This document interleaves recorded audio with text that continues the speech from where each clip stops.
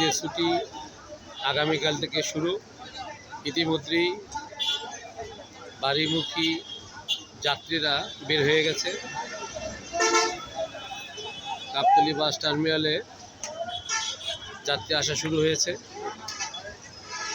বিভিন্ন রোডের গাড়ি যার যার অবস্থানে ফেলে যে আছে।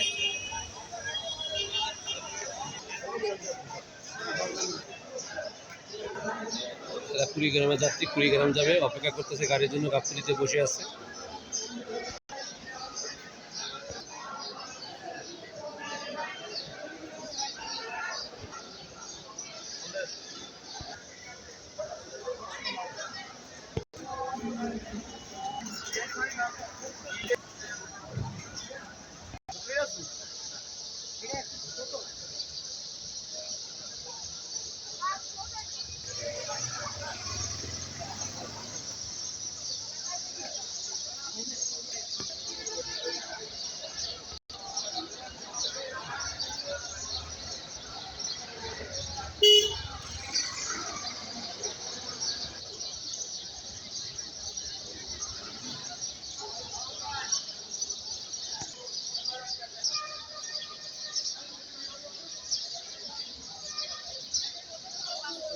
ইফতারির মুহূর্ত গণে যাত্রীদের গাড়ি অপেক্ষায় কাউন্টারের পাশে বসে কেউ ইফতারির আয়োজনের অপেক্ষা করছেন, কেউ গাড়ির জন্য বসে আছেন।